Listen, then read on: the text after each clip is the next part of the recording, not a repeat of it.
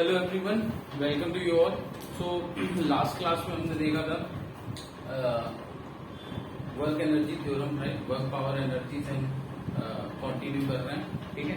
तो kinetic energy and work energy theorem हम देख चुके हैं, ठीक है। आज पोटेंशियल एनर्जी स्टार्ट कर रहे हैं, ठीक है।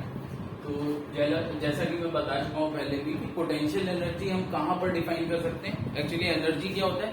Energy is the work done by any force, ठीक है ना। Work done by any force वो क्या होता है? कन्वर्टेड इनटू एनर्जी, ठीक है। तो पोटेंशियल एनर्जी मैंने बताया था कि पोटेंशियल एनर्जी कहां पर डिफाइन है? जहां पर work is done by only conservative forces.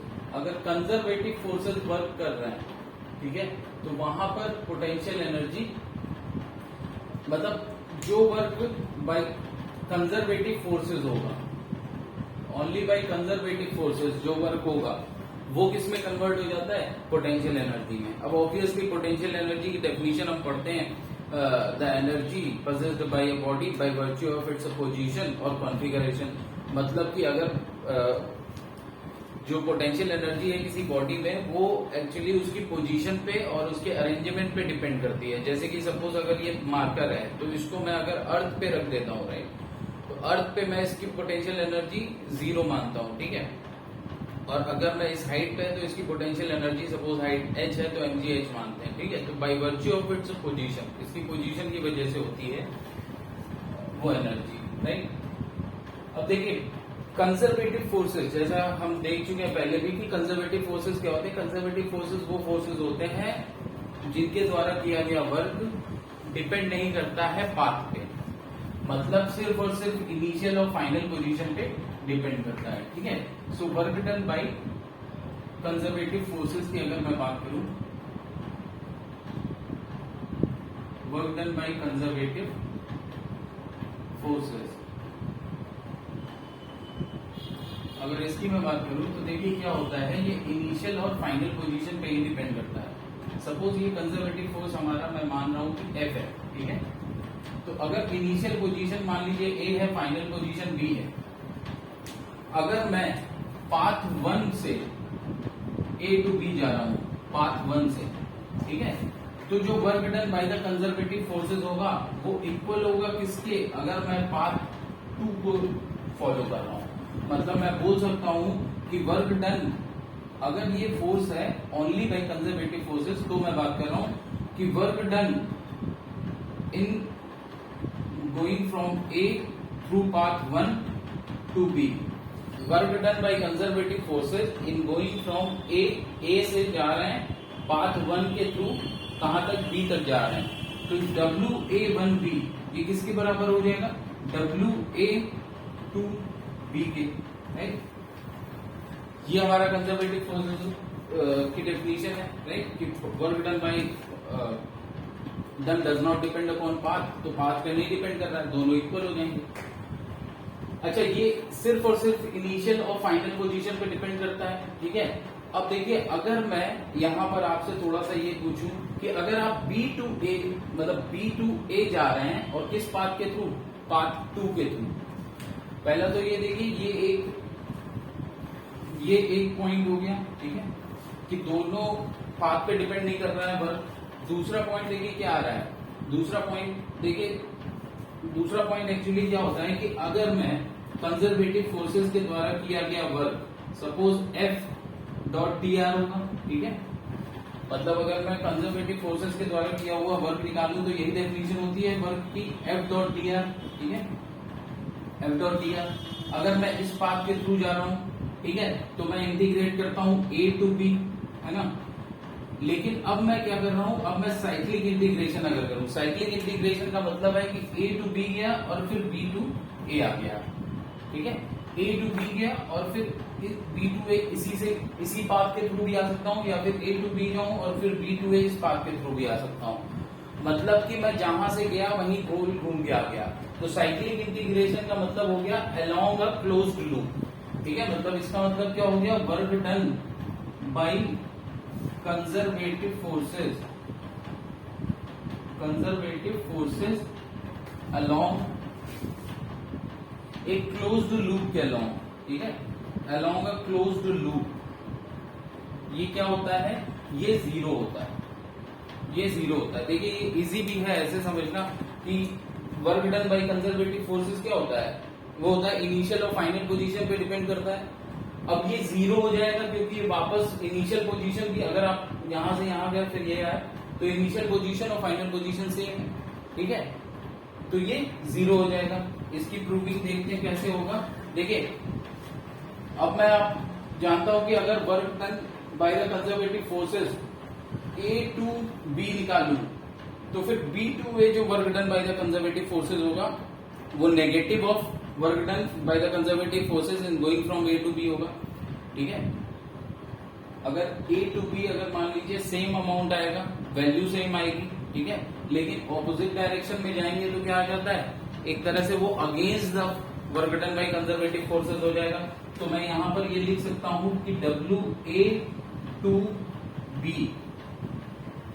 WA to B ये क्या होगा, WA टू B आपका हो जाएगा minus of WB to A, ठीक है, minus of WB to A, मतलब कि मैं यहां से ये देख सकता हूं कि WA to B is equal sorry plus WB to A, ये क्या हो जाएगा, जीरो हो जाएगा, ठीक है। WA to B plus WB to A ये क्या हो जाएगा, जीरो हो जाएगा। लेकिन अब आप देखिए यहाँ इक्वेशन में क्या लिख सकता हूं मैं, WA टू B को मैं लिख सकता हूं WA1B, तो ये इक्वेशन देखिए आपकी क्या बन जाएगी, ये इक्वेशन आपकी बन जाएगी WA1B plus WB to A, ये क्या हो जाएगा, जीरो हो जाएगा। अब देखिए WA1B मतलब work done by the conservative forces in going from A to B path 1 के थ्रू, और WB2A क्या है, B से A के तरफ जाने में जो वर्क हुआ bye the conservative forces through path 2, ठीक है। तो ये एक तरह से क्लोज्ड लूप में इंटीग्रेशन ही तो हुआ, तो ये जो वर्क आएगा ये क्या है, एक्चुअली साइक्लिक इंटीग्रेशन है, और ये हमारा क्या आ रहा है, जीरो आ रहा है। तो यहां से हेंस प्रूव्ड कि ये जो work done by the conservative forces हैं, अगर इनका मैं क्लोज्ड लूप इंटीग्रेशन करूं या साइक्लिक इंटीग्रेशन जिसे बोलते हैं, तो ये जीरो होता है, ठीक है।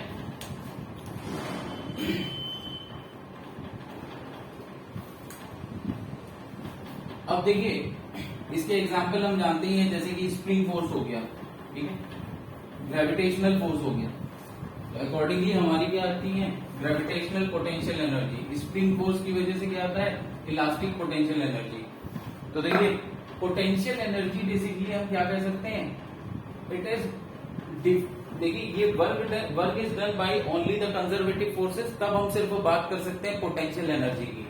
अब देखिए अगर आप पाथ ए से पाथ बी पे जा रहे हैं, ठीक है, path I mean sorry point A से पॉइंट बी पे जा रहे हैं किसी भी पाथ के थ्रू, ठीक है, अभी मैंने स्ट्रेट लाइन ले लिया है क्योंकि आप जानते हैं कि यहाँ पे पाथ की कोई इंपॉर्टेंस नहीं है, राइट। तो देखिए जो work done by the conservative force होगा, work done by the conservative force होगा, बाय द कंजर्वेटिव फोर्स, वो देखिए क्या होगा, वो आपका होगा F dot D R, F dot D R, और इसका इंटीग्रेशन कहां से, A से B तक। तो ये तो work done by the conservative force हो गया, ठीक है। तो work done against the conservative force क्या हो जाएगा, work done against the conservative force ये हो जाएगा minus of A to B F dot D r. हम देख चुके हैं कि अगेंस्ट और बाय में क्या रिलेशन होता है, अगेंस्ट एनी फोर्स वर्क क्या होता है, बाय एनी फोर्स वर्क क्या होता है, ये हम देख चुके हैं, ठीक है। तो negative of F dot D R हो जाएगा, राइट। ये जो वर्क आता है, work done against the conservative force, यही एक्चुअली होता है क्या, change in potential energy. Change in potential energy of any object क्या होता है, negative of work done by conservative forces, या फिर आप कह सकते हैं work done against the conservative forces. इसका मतलब बस यही है कि अगर हम लोग वर्क डन, अगर बॉडी पे वर्क किया जा रहा है अगेंस्ट द कंजर्वेटिव फोर्स, तो फिर बॉडी की पोटेंशियल एनर्जी इंक्रीज होगी। ठीक है, अगर वर्क किया जा रहा है against the conservative force body पे, देखिए against the conservative force work कौन करेगा, कोई एक्सटर्नल एजेंट करेगा, तो वो वर्क किस में कन्वर्ट हो जाएगा, बॉडी की खुद की पोटेंशियल एनर्जी में, राइट। लेकिन अगर suppose work done by the conservative force किया जा रहा है, तो देखिए F dot D R positive आ जाएगा। Work done by the conservative force अगर किया जा रहा है तो F dot D R positive आ जाएगा, मतलब डेल्टा यू क्या हो जाएगा, नेगेटिव हो जाएगा।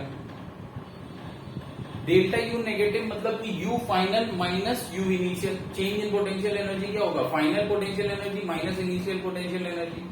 तो अगर आपकी final potential energy minus initial potential energy ये अगर नेगेटिव है, तो इसका मतलब क्या है कि work is done by the conservative forces, work is done by the conservative forces. ठीक है, और तो यहां पर देख लीजिए जब work done by the conservative force होगा तो क्या होगा, you final minus you initial negative होगा, मतलब कि पहले पोटेंशियल एनर्जी जो थी वो ज्यादा थी, बाद में जो है वो कम है, राइट। तो पोटेंशियल एनर्जी डिक्रीज होगी। लेकिन अगर work done against the conservative force होगा, मतलब कि जो वर्क एक्सटर्नल एजेंट करेगा, तो फिर देखिए obviously F dot D R आपका क्या हो जाएगा, नेगेटिव हो जाएगा। ठीक है, अभी हम देखेंगे जब ग्रेविटेशनल पोटेंशियल एनर्जी में समझेंगे इसको, तो ये नेगेटिव हो जाएगा। अब ये जब अंदर वाला पोर्शन नेगेटिव हो गया तो ये बाहर नेगेटिव साइन के साथ पॉजिटिव आ जाएगा, राइट। तब आपका you final minus you initial क्या हो जाएगा, पॉजिटिव आ जाएगा। कब, when the work is done against the conservative force, against the conservative force. ठीक है, इसको समझना इसलिए इस तरीके से भी इजी है कि देखिए जब work done against the conservative force है तो मतलब मैंने बताया कि एक्सटर्नल एजेंट वर्क करेगा। एक्सटर्नल एजेंट अगर वर्क करेगा तो एनर्जी कंजर्वेशन अगर प्रिंसिपल भी आप लगाएंगे तो जो वो वर्क है वो किस में कन्वर्ट होना चाहिए, वो कन्वर्ट होना चाहिए आपका बॉडी की पोटेंशियल एनर्जी में, बॉडी की पोटेंशियल एनर्जी में कन्वर्ट होगा। और बॉडी की पोटेंशियल एनर्जी इसलिए क्या हो जाएगी, बढ़ जाएगी। ठीक है, तो इनिशियल वाली कम हो जाएगी, फाइनल वाली ज्यादा हो जाएगी, राइट।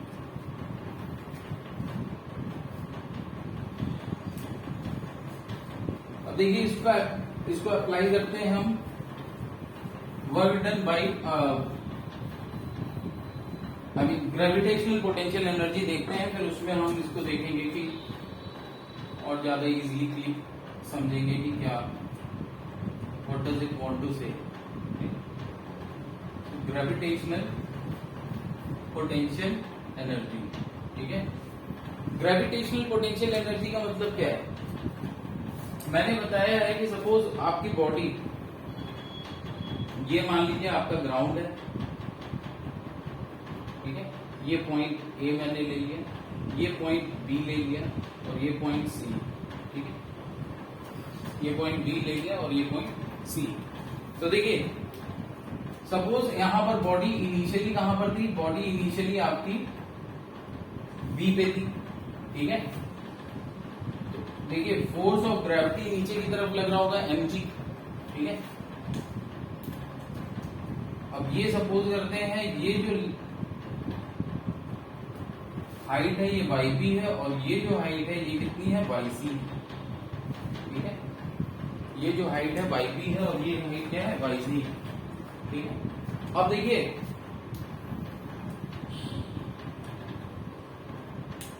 अगर बॉडी की इनिशियल पोजीशन बी है and final position C, initial position B है एंड फाइनल पोजीशन सी है, तो चेंज इन पोटेंशियल एनर्जी मैं निकाल रहा हूं अगर, तो चेंज इन पोटेंशियल एनर्जी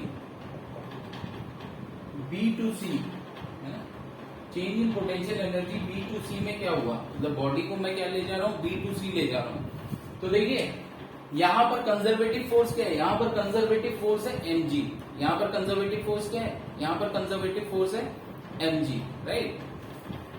तो मुझे बाय डेफिनेशन मुझको क्या पता है, बाय डेफिनेशन मुझको पता है कि ये होता है minus of F dot D R, ठीक है, minus of F dot D R. अब देखिए यहां पर फोर्स कैसा है, कांस्टेंट है। यहां पर फोर्स अगर आपका कांस्टेंट है तो मैं इजिली सिंपल इक्वेशन इंटीग्रेशन की मुझे जरूरत नहीं है, मैं क्या लिख सकता हूं, एफ डॉट एस, ठीक है, एफ डॉट एस लिख सकता हूं, ठीक है। अब देखिए एफ क्या है, एफ है आपका बेसिकली हमारे क्वेश्चन में, आई मीन हमारे फॉर्मूले में ये एफ क्या था, कंजर्वेटिव फोर्स था, ना कि फोर्स अगेंस्ट द कंजर्वेटिव, ये एक्सटर्नल फोर्स नहीं था, ये क्या था, कंजर्वेटिव फोर्स था, तो मैं वही यूज करूंगा। तो देखिए mg नीचे की तरफ है, राइट, सो mg देखिए आपका नीचे की तरफ हो गया, और डिस्प्लेसमेंट जो s है वो ऊपर की तरफ हो गया, राइट। डिस्प्लेसमेंट क्या हुआ, yc माइनस yb, और डायरेक्शन क्या होगी डिस्प्लेसमेंट की, इनिशियल पोजीशन से फाइनल पोजीशन की तरफ, राइट। तो ये एंगल कितना हो गया, 180 हो गया, ठीक है। तो ये आएगा एफ एस कॉस 180, ठीक है। अब देखिए माइनस एफ क्या है, एफ क्या है बेसिकली, एफ है आपका mg, राइट, और एस क्या है, एस आपका हो गया yc माइनस yb, और cos 180 की वजह से -1 आ जाएगा, एंड ये -1 और ये माइनस प्लस हो जाएगा, आपका आंसर आएगा mg yc माइनस yb। तो देखिए जो आपका चेंज इन पोटेंशियल एनर्जी आया ये कैसा है, mg yc माइनस yb, और ये पॉजिटिव है, क्यों, क्योंकि यहां पर किसने वर्क किया है, तो फोर्स देखिए B से C तक ले जाने में एक्चुअली एक्सटर्नल फोर्स की जरूरत पड़ी, ठीक है, एक्सटर्नल फोर्स लगाया गया जो कि अगेंस्ट द ग्रेविटी वर्क किया है। तो ये एक तरह से आप ऐसे भी समझ सकते हैं कि अगेंस्ट द ग्रेविटी जब फोर्स लगाया जा रहा है तो क्या है, फाइनल पोटेंशियल एनर्जी इंक्रीज हो रही है, इनिशियल पोटेंशियल एनर्जी कम हो रही है, राइट। इसीलिए देखिए आपका सिंपल, आप फॉर्मूले में भी डायरेक्ट पुट करिए वैल्यूज, और बस ये याद रखना है कि यहां पर जो फोर्स हमें लेना है वो क्या है, वो हमारा है कंजर्वेटिव फोर्स, राइट। तो सिंपल हमको याद रखना है कि यहाँ पे नेगेटिव साइन पुट करना है। ये सिर्फ बताने के लिए था कि नेगेटिव साइन क्यों पुट किया है, क्योंकि चेंज इन पोटेंशियल एनर्जी हमेशा नेगेटिव होगी अगर वर्क सच में कंजर्वेटिव फोर्स कर रहा है, और अगर work done against the conservative force हो रहा है तो फिर change in potential energy positive होगी, ठीक है। ये क्लियर है यहां से आई थिंक, लेकिन आपको सिंपली आपको क्या करना, आपको इतना सोचना नहीं है, जस्ट फॉर्मूला याद रखना है और उसको वैल्यूज को अकॉर्डिंगली पुट करना है। Negative of work done by the conservative force, तो यहाँ पे फोर्स कौन सा लेंगे, कंजर्वेटिव फोर्स, ठीक है। क्यों नेगेटिव था, दैट आई हैव एक्सप्लेन, कि हाँ ये देखिए अगर अगेंस्ट द फोर्स होता है, अगर एक्सटर्नल फोर्स लग रहा है तो वो actually against the gravity work करेगा, right, against the gravitational force work करेगा, इसलिए वो क्या होता है, वो आप देख सकते हैं इंक्रीज करता है बॉडी की पोटेंशियल एनर्जी, ठीक है। तो देखिए अब यहां पर हमने ये देखा कि आपको क्या work, negative of work done by the conservative force हमेशा क्या होता है, ये होता है चेंज इन पोटेंशियल एनर्जी। तो फिर हम ये क्यों कहते हैं, आई मीन वो एक एब्सोल्यूट पोटेंशियल एनर्जी की हम बात करते हैं कि बॉडी की पोटेंशियल एनर्जी इस समय कितनी है, mgh है।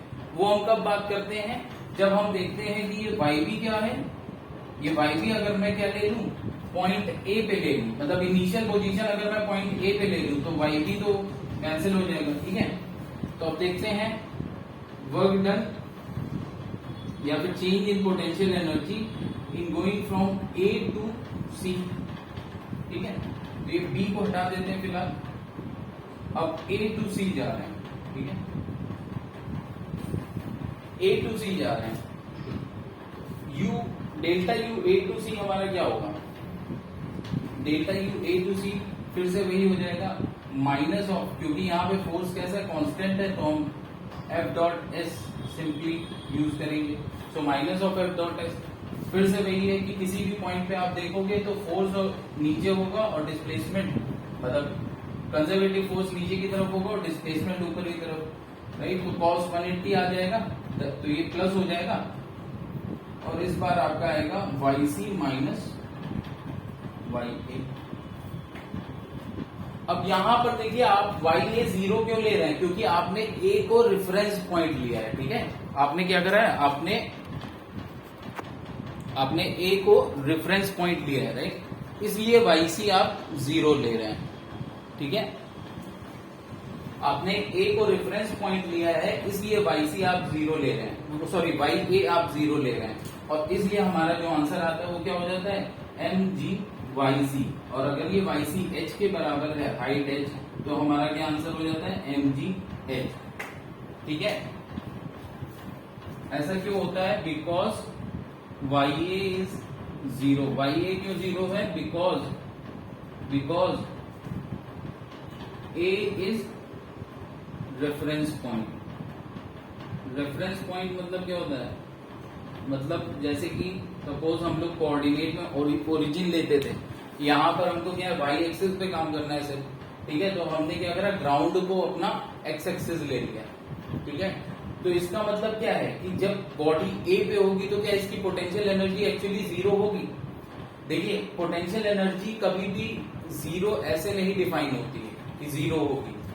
ये सिर्फ और सिर्फ हमको क्या होता है, पोटेंशियल एनर्जी कहीं 0 हो या कहीं एब्सोल्यूट पोटेंशियल एनर्जी mgh हो, ये सिर्फ एक मिसकॉन्सेप्शन है। मतलब कभी भी पोटेंशियल एनर्जी की कोई एब्सोल्यूट वैल्यू होती नहीं है। आपको क्या मिलेगा? हमेशा change in potential energy.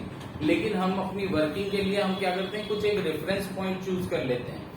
Suppose अर्थ पे आपकी बॉल रखी है पॉइंट ए पे, अगर यहाँ पर आप डिगिंग स्टार्ट करते हैं, मतलब एक बड़ा सा गड्ढा अगर बना है, तो क्या ये बॉल नीचे अंदर नहीं जाएगी? बिल्कुल जाएगी। इसका मतलब क्या, इस पॉइंट पे पोटेंशियल एनर्जी 0 थी नहीं बॉडी की। ठीक है, कुछ ना कुछ पोटेंशियल एनर्जी थी, लेकिन क्या है कि हम अपनी सिंपल सॉल्विंग के लिए एक रेफरेंस पॉइंट की जरूरत होती है, जहां उस रेफरेंस लेवल को हम क्या मान लेते हैं कि वहां पर पोटेंशियल एनर्जी हमारी 0 होगी। राइट, इसलिए जो चेंज इन पोटेंशियल एनर्जी होगा वो एक्चुअली क्या हो जाएगा, ये आपका ये हो जाएगा UC माइनस UA। ठीक है, और हमने क्योंकि रेफरेंस पॉइंट हमने ग्राउंड पे मान लिया है, ठीक है, मैंने ग्राउंड को अपना रेफरेंस ले लिया है, तो देखिए UA क्या हो जाएगा, UA आपका 0 हो जाएगा। UA आपका 0 हो जाएगा because ground is taken as reference. ठीक है, ground is taken as reference. तो यहाँ पर आपका देखिए जो चेंज इन पोटेंशियल एनर्जी आया वो एक्चुअली क्या आ गया, potential energy at point C. ठीक है, तो ये हो जाता है potential energy at point C. अगर कोई रेफरेंस, मान लीजिए अगर किसी की एनालिसिस एक बिल्डिंग पे हो रही है, राइट, किसी की एनालिसिस एक बिल्डिंग पे हो रही है। ठीक है, तो वो बिल्डिंग की टेरेस को क्या ले सकता है, रेफरेंस ले सकता है। ठीक है, बिल्डिंग के टेरेस को रेफरेंस ले सकता है। तो reference according to the question आप चेंज भी कर सकते हैं, लेकिन वो फिर आपको वहां पे एनालिसिस आपकी सिंपल हो जाएगी उससे। राइट,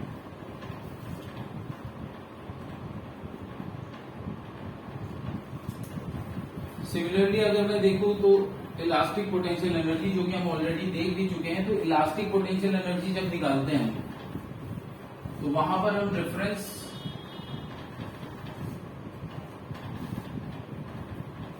स्प्रिंग के केस में जब मैं इलास्टिक पोटेंशियल एनर्जी की बात करता हूं तो वहां पर रेफरेंस पोजीशन किसको लेंगे, इलास्टिक पोटेंशियल एनर्जी इन अ स्प्रिंग।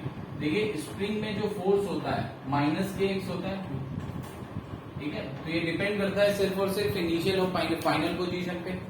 जो work done by the spring आता है वो डिपेंड करता है सिर्फ और सिर्फ इनिशियल और फाइनल पोजीशन पे। ठीक है, जैसा हम देख चुके हैं। ठीक है, तो सपोज ये आपका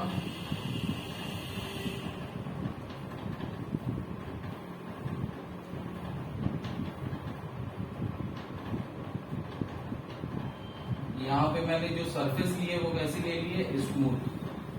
ठीक है, तो फ्रिक्शन नहीं है, फ्रिक्शन आ जाएगा तो फिर क्या हो जाएगा, नॉन कंजर्वेटिव फोर्स है फ्रिक्शन।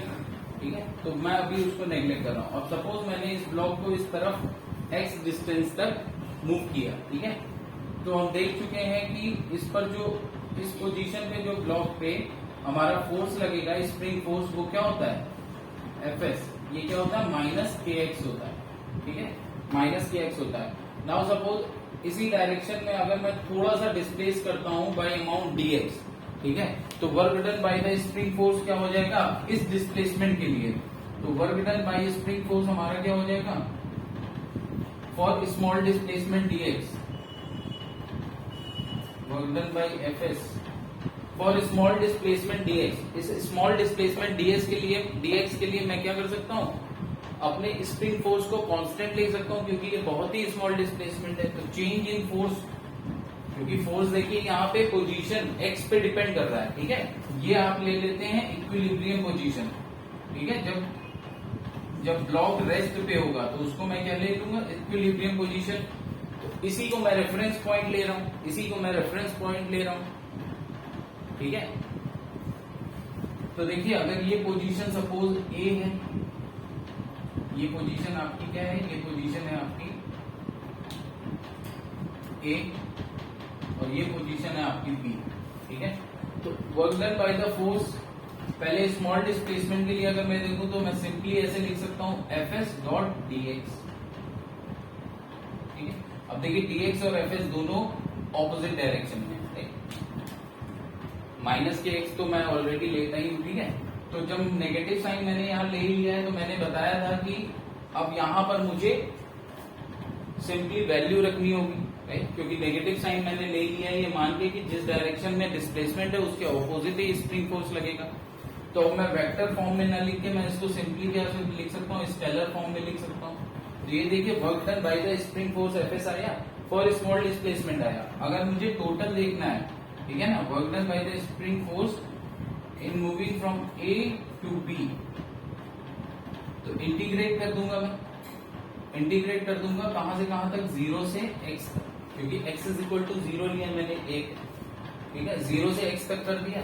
अब देखिए ये क्या आ जाएगा, ये तो आपका आ जाएगा work done by the spring force from A to B. लेकिन मैं अगर चेंज इन पोटेंशियल एनर्जी निकालनी है मुझे, तो वो क्या होता है, negative of work done by the conservative force. तो यहाँ पर negative of work done by the spring force हो जाएगा और ये 0 टू x जाएगा।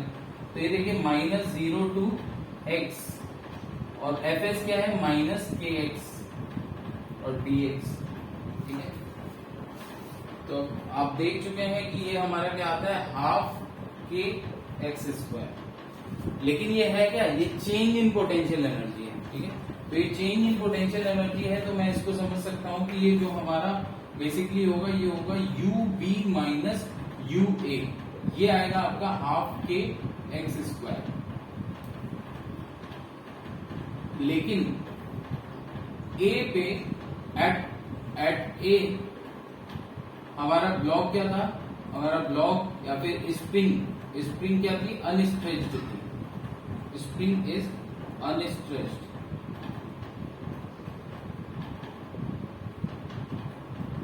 देयरफॉर मैं U A is equal to 0 ले सकता हूं, ठीक है, क्योंकि ये मेरी इक्विलिब्रियम पोजीशन थी और स्प्रिंग इस समय अनस्ट्रेच्ड भी थी। तो देखिए अब यहां पर जो यू बी आ जाएगा वो क्या आ जाएगा, हाफ के x square.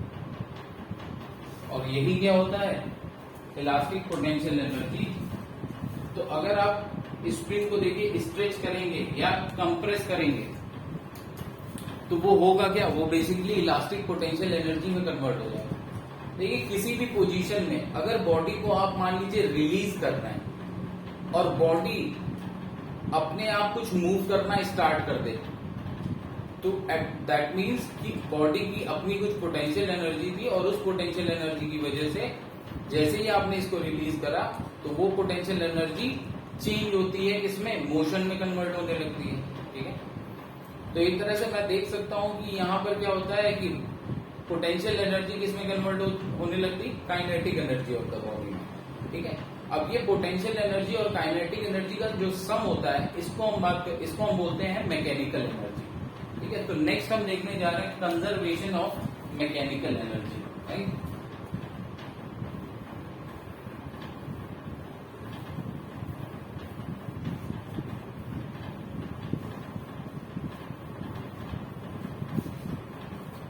Conservation of mechanical energy, देखिए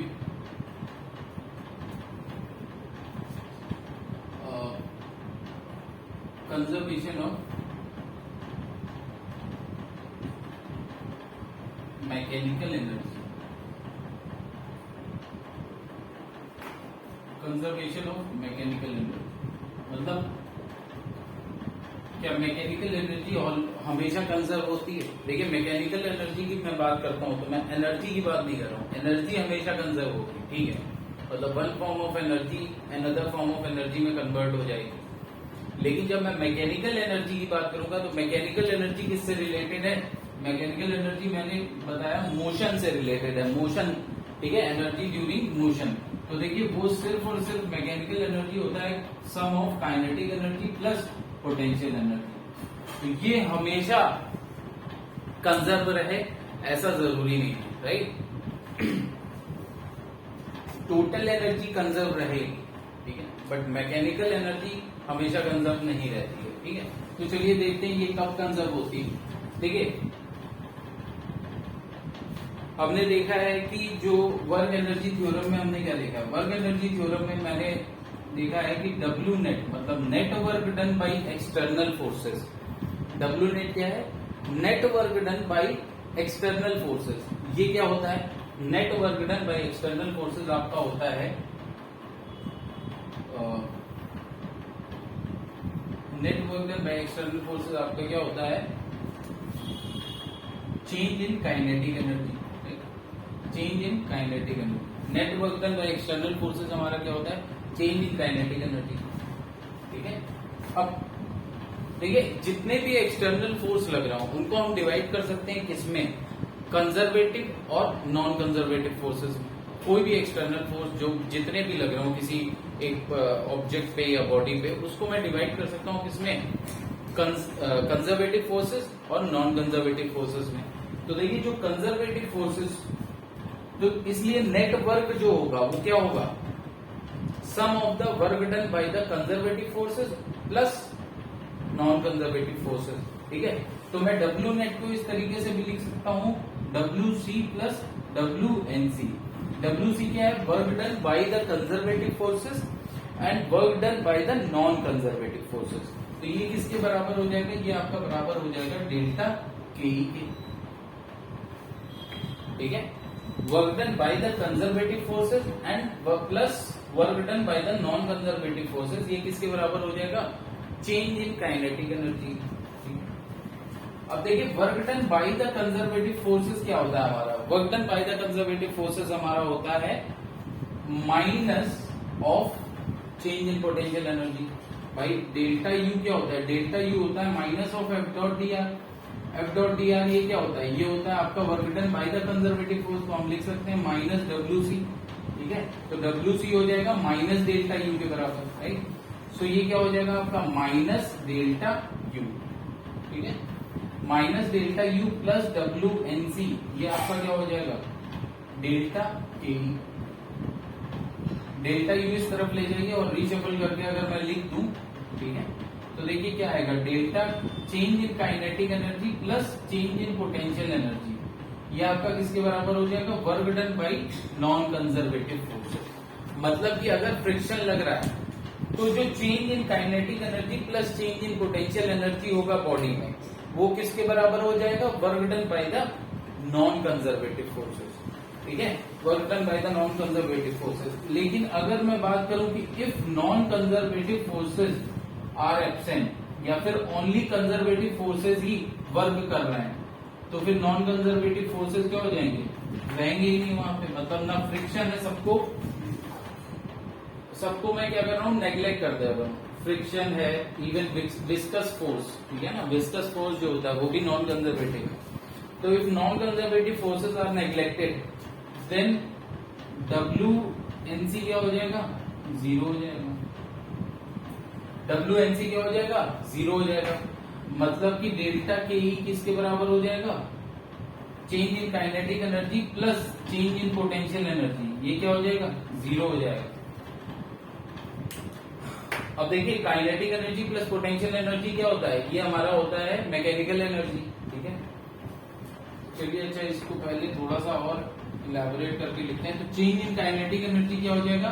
final kinetic energy minus initial kinetic energy. किसी भी सिस्टम की final kinetic energy minus initial kinetic energy plus change in potential energy हो जाएगा किसी भी सिस्टम की final potential energy minus initial potential energy. ठीक है, तो मैं देखिए यहां से देख सकता हूं कि kinetic energy plus potential energy final minus kinetic energy plus potential energy initial, ये क्या होता है? जीरो होता है। कब? जब नॉन कंजर्वेटिव फोर्सेस को हम नेग्लेक्ट करते हैं। ठीक है, अब ये kinetic energy plus potential energy क्या है? Mechanical energy. ठीक है, तो मतलब मैं यहां से कह सकता हूं mechanical energy of any system, change in mechanical energy of any system is zero. कब? व्हेन नॉन कंजर्वेटिव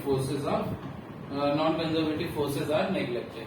तो चेंज इन पोटेंशियल एनर्जी क्या होगा? I mean change in mechanical energy क्या होगा? जीरो। अब मैं कह सकता हूं कि नॉन कंजर्वेटिव फोर्सेस जब नहीं होंगे देन ओनली क्या होगा? मैकेनिकल एनर्जी हमारी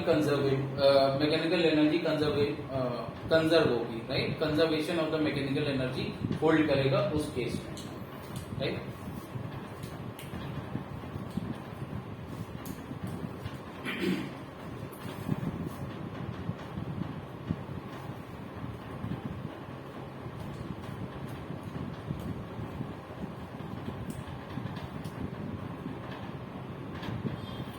देखिए नेक्स्ट हमको देखना है टाइप ऑफ इक्विलिब्रियम।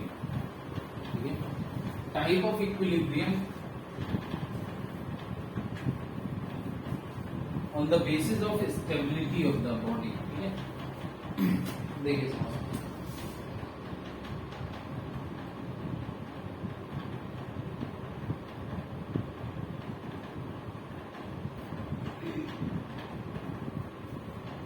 इसके लिए जो मैं एग्जांपल लूंगा वो टाइप्स ऑफ इक्विलिब्रियम, इसके लिए जो मैं एग्जांपल लूंगा वो फिलहाल अभी ग्रेविटेशन का लूंगा। ठीक है, मतलब फोर्स जो एक्ट कर रहा है बॉडी पे, they are only conservative force, पहली चीज। ठीक है, पहली कंडीशन है कि जो हम डिस्कस करने जा रहे हैं उसमें हम एज्यूम कर रहे हैं कि नेट एक्सटर्नल फोर्स क्या है? Net external forces are conservative force. ठीक है, और इसको समझने के लिए हम एग्जाम्पल किसका लेंगे? ग्रेविटेशनल फोर्स का, राइट? लेकिन जो भी रिजल्ट आएगा वो किसी भी केस में वैलिड होगा अगर बॉडी पे सारे जो फोर्सेस, नेट फोर्सेस जो एक्ट करना है वो कैसे हैं? Conservative force. ठीक है, तो देखिए सबसे पहली बात आती है इक्विलिब्रियम। तो इक्विलिब्रियम का मतलब क्या होता है? बॉडी अगर इक्विलिब्रियम में है तो नेट फोर्सेस जो होते हैं, नेट एक्सटर्नल फोर्सेस जो होंगे वो क्या होंगे? जीरो होंगे। बॉडी अगर इक्विलिब्रियम में है तो सिग्मा एफ एक्सटर्नल ये क्या हो जाएगा? नेट एक्सटर्नल फोर्स आपका जीरो हो जाएगा। ठीक है, अब देखिए यहां पर तीन टाइप्स ऑफ इक्विलिब्रियम आते हैं। ठीक है,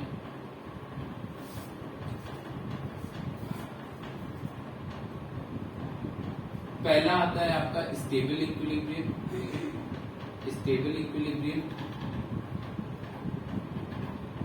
दूसरा है अनस्टेबल इक्विलिब्रियम,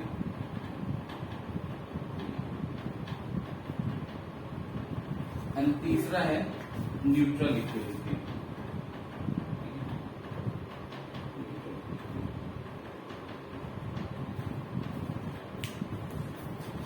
ठीक है, stable, unstable equilibrium and neutral equilibrium. ठीक है, देखिए स्टेबल इक्विलिब्रियम क्या होता है? सपोज हमको देखना है स्टेबल इक्विलिब्रियम मतलब कि बॉडी स्टेबल भी होनी चाहिए, बॉडी स्टेबल भी होनी चाहिए और बॉडी पे नेट फोर्सेस जीरो होने चाहिए। मतलब स्टेबल का मतलब है कि अगर मैं इसको जरा सा भी बॉडी को डिस्प्लेस करूं तो क्या हो? ये वापस अपनी पोजीशन पे आ जाए, तो वो होता है हमारा क्या? Stable equilibrium. ठीक है, अनस्टेबल इक्विलिब्रियम में बॉडी पे नेट फोर्सेस जीरो थे, लेकिन आपने थोड़ा सा भी इसको डिस्टर्ब किया तो ये बॉडी वापस अपनी पोजीशन में नहीं आएगी और ये फर्दर जो है ये कुछ अपना जो है इसमें काइनेटिक एनर्जी आ जाएगी और ये फिर क्या हो जाएगा? ये मूव कर जाएगी अपनी इनिशियल पोजीशन से, स्टेबल पोजीशन से, इक्विलिब्रियम पोजीशन से ये फिर मूव कर जाएगी। ठीक है, और न्यूट्रल इक्विलिब्रियम में क्या मतलब है? न्यूट्रल इक्विलिब्रियम में आप का इसको किधर भी डिस्प्लेस करिए इसमें कोई चेंजेस नहीं आएंगे, एज इट इज ये जो है आई मीन ये वापस भी नहीं आएगी, ये आपने जहां पे मूव किया ये वहीं पर रह जाएगी, ये कहीं जाएगी नहीं, right. That is neutral equilibrium, ठीक है। तो अब यहाँ पर आपको समझ आ रहा है कि अगर देखिए स्टेबल इक्विलिब्रियम है, अगर स्टेबल इक्विलिब्रियम है तो बॉडी मतलब वापस अपनी पोजीशन पे आ रही है। बॉडी वापस अपनी पोजीशन पे आने का मतलब क्या है कि आपने जब डिस्प्लेस किया तो इसने कुछ पोटेंशियल एनर्जी गेन कर ली। क्यों? क्योंकि देखिए फिलहाल मैं किसकी बात कर रहा हूँ कि सिर्फ सारे फोर्सेस जो हैं वो आपके क्या है, कंजर्वेटिव फोर्सेस की बात कर रहा हूँ, ठीक है। तो जैसे ही आपने बॉडी को डिस्प्लेस किया तो उसमें क्या होगा, जब आप बॉडी को डिस्प्लेस करेंगे तो उसमें क्या होगा, उसमें चेंजेस, उसमें कुछ ना कुछ चेंजेस आएंगे, राइट। तो मतलब उसकी अब लेकिन जैसे ही आप बॉडी को रिलीज कर रहे हैं तो वापस वो क्या कर रही है, अपनी इनिशियल पोजीशन पे आ रही है, राइट। तो इसका मतलब है कि जब आपने बॉडी को डिस्प्लेस किया अपनी इनिशियल पोजीशन से तो बॉडी ने पोटेंशियल एनर्जी गेन कर ली, ठीक है। बॉडी ने पोटेंशियल एनर्जी गेन कर ली और फिर जैसे ही आपने छोड़ा तो बॉडी अपनी वापस कहां पर आ जाएगी, इनिशियल पॉइंट पे आके रुक जाएगी। इनिशियल पॉइंट पे आके तभी रुक सकती है जब वहां पर इसकी पोटेंशियल एनर्जी क्या हो, जीरो हम बात नहीं करेंगे, क्योंकि जीरो हमने देखा है कि हम रेफरेंस पॉइंट अपना मानते हैं, उसके हिसाब से पोटेंशियल एनर्जी जीरो होती है, ठीक है। तो पोटेंशियल एनर्जी जीरो का कोई मतलब नहीं, हम ये कहेंगे कि वहां पर पोटेंशियल एनर्जी मिनिमम होगी। तो जब स्टेबल इक्विलिब्रियम होगा तो पोटेंशियल एनर्जी मिनिमम होगी।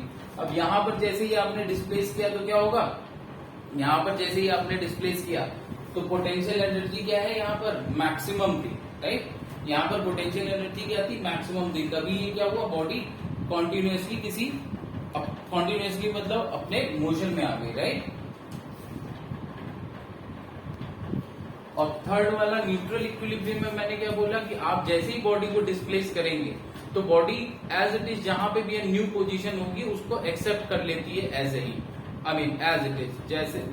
जैसे आपने डिस्प्लेस किया ये वापस भी नहीं जाएगी और ये कहीं दूर भी नहीं जाएगी, कहीं ये मोशन में भी नहीं आएगी। ये क्या होगा, ये नई पोजीशन को एक्सेप्ट कर लेगी और एज इट इज वहां पे रेस्ट पे आ जाएगी, ठीक है।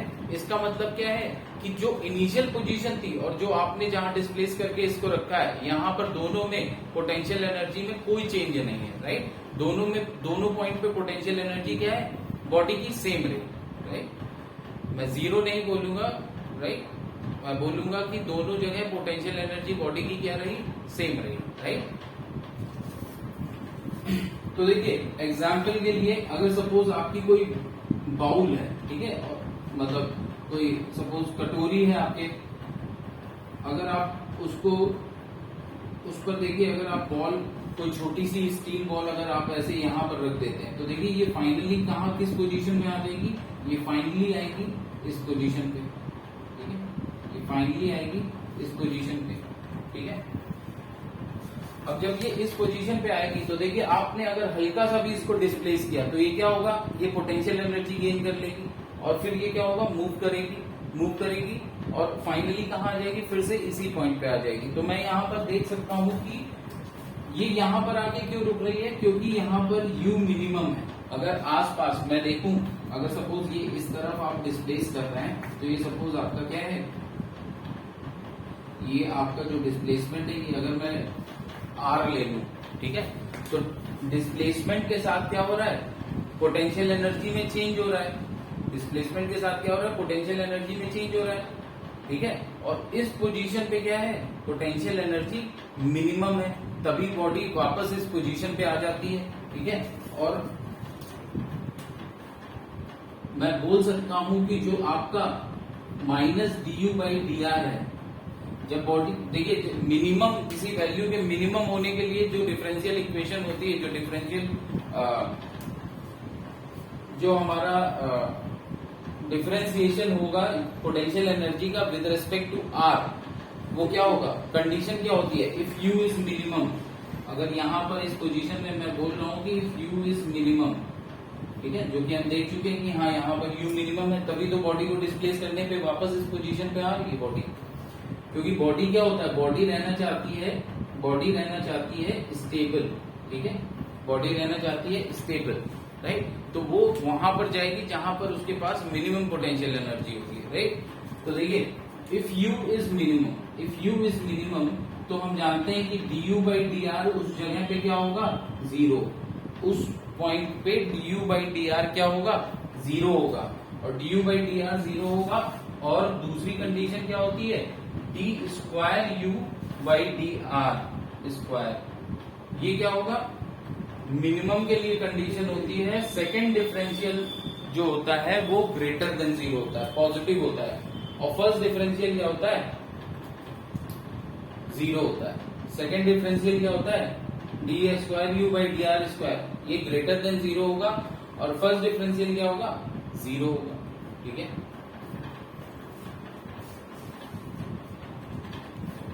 अब देखिए ये डी बाई डी आर होता क्या है, ये डी बाई डी आर क्या होता है,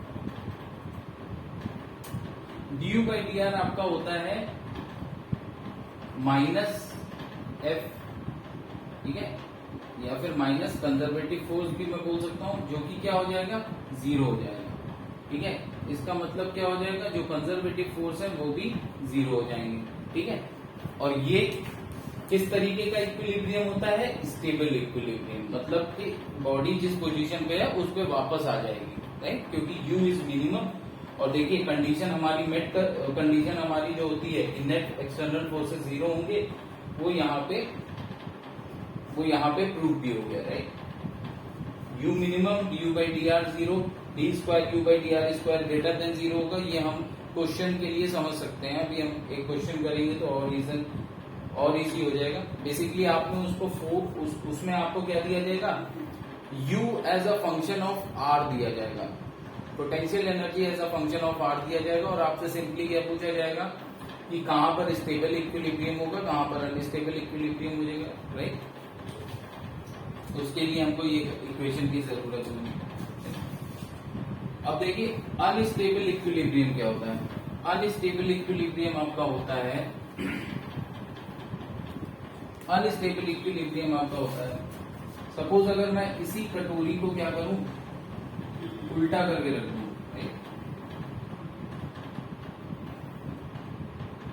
इसी कटोरी को मैंने उल्टा करके रख दिया।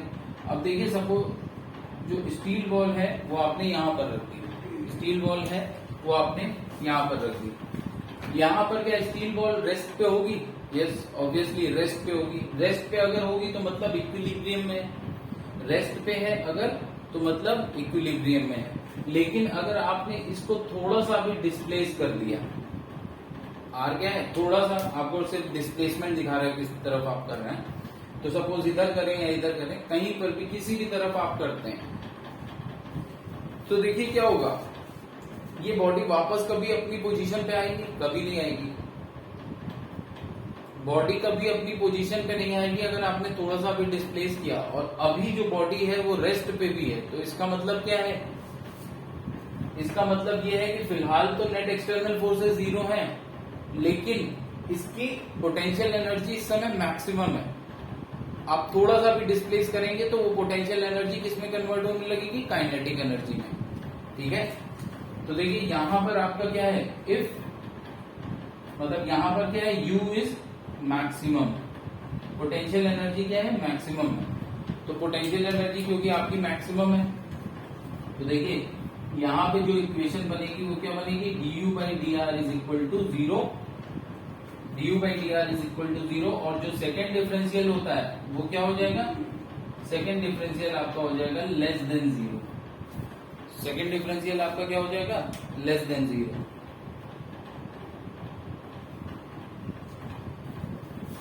न्यूट्रल इक्विलिब्रियम, देखिए यहाँ मिनिमम थी तो यहाँ पर क्या था, du बाई डी आर ये आपका जीरो था, और सेकेंड डिफरेंशियल जो आपका था D square U by D R square, ये आपका ग्रेटर देन जीरो था। ठीक है, अब देखिए न्यूट्रल इक्विलिब्रियम की अगर मैं बात करूं तो न्यूट्रल इक्विलिब्रियम में क्या होता है, एक समतल भूमि पे समझिए बॉल रखी है, ठीक है, प्लेन पे, किसी एक हॉरिजॉन्टल प्लेन पे बॉल रखी है, ठीक है, हॉरिजॉन्टल प्लेन पे बॉल रखी है। अब देखिए आप इसको अगर किधर भी डिस्प्लेस करते हैं आपने थोड़ा सा इसको डिस्प्लेस किया और छोड़ा, ठीक है, थोड़ा सा डिस्प्लेस किया और छोड़ दिया, ठीक है, मोमेंटम नहीं दिया। ऐसा नहीं है कि आपने इसको इम्पैक्ट दिया और ये मूव कर जाए, उठा के ऐसे इसको इसी के लेवल पे दूसरी जगह पुट कर दिया, तो ये दूसरी जगह रेस्ट पे आ जाएगी। क्यों ये दूसरी जगह रेस्ट पे आ जाएगी? क्यों? क्योंकि change in potential energy he zero है, ठीक है। चेंज इन पोटेंशियल एनर्जी क्या, मान लीजिए ए से बी तक आप ले गए, तो पोटेंशियल एनर्जी ए और बी, बिकॉज ये हॉरिजॉन्टल है तो सेम लेवल पे है, तो पोटेंशियल एनर्जी क्या होगा, इक्वल होगा, राइट। सो यहां पर क्या हो जाएगा, यहां पर आपका change in potential energy he zero है, तो यहां पर दोनों डिफरेंशियल, फर्स्ट ऑर्डर डिफरेंशियल और सेकेंड ऑर्डर डिफरेंशियल, दोनों ही क्या हो जाएंगे, जीरो हो जाएंगे, ठीक है, दोनों ही जीरो हो जाएंगे।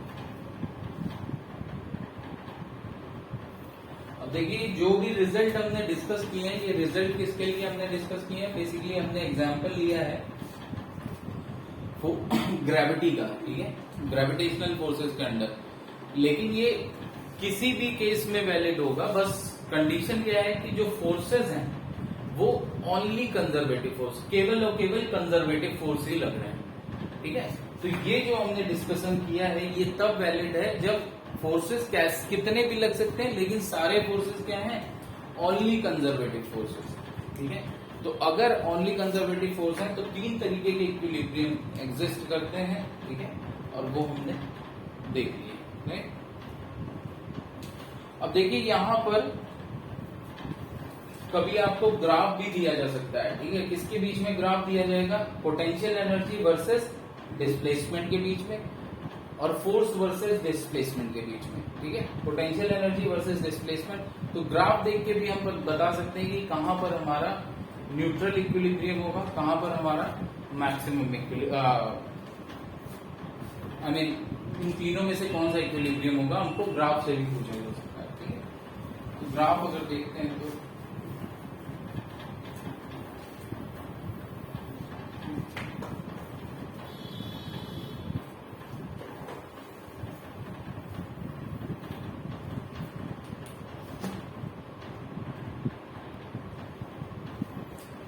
देखिए अगर आपको सपोज सिर्फ कंजर्वेटिव फोर्सेस लग रहे हैं, तो आपको अगर मान लीजिए U वर्सेस R ग्राफ दिया है, मतलब potential energy versus displacement graph, और F वर्सेस R ग्राफ दिया है, ठीक है, तो आप उससे देखिए कैसे बताएंगे कि कौन सा टाइप का इक्विलिब्रियम, ठीक है।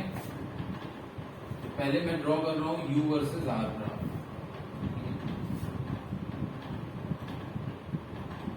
यू आर इसलिए लिखा है क्योंकि यहाँ पर पोटेंशियल एनर्जी डिस्प्लेसमेंट पे डिपेंड करेगी,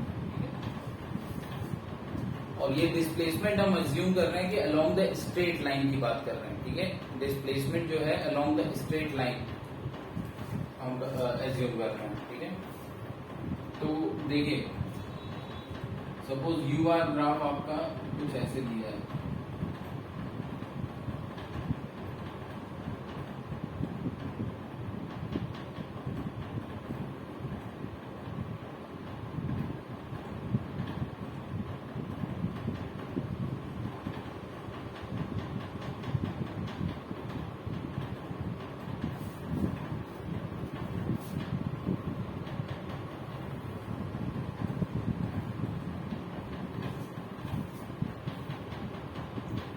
यहाँ पर हम देखते हैं ये कौन से फोर्सेस हैं, कंजर्वेटिव फोर्सेस, ठीक है, क्योंकि हम सिर्फ कंजर्वेटिव फोर्सेस में इसकी बात करेंगे। अब देखिए अगर ये कंजर्वेटिव फोर्सेस हैं तो ये क्या होंगे, minus D U by D are, minus D U by D are, ठीक है।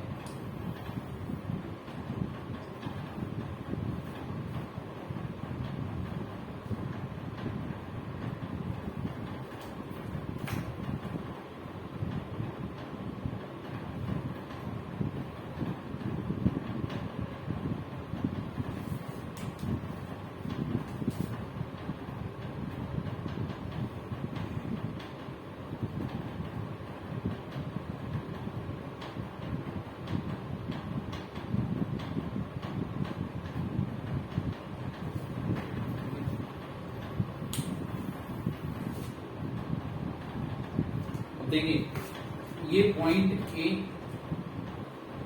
ये पॉइंट बी और ये पॉइंट सी। तो ए बी सी पे मुझको बताना है कि किस टाइप का इक्विलिब्रियम है।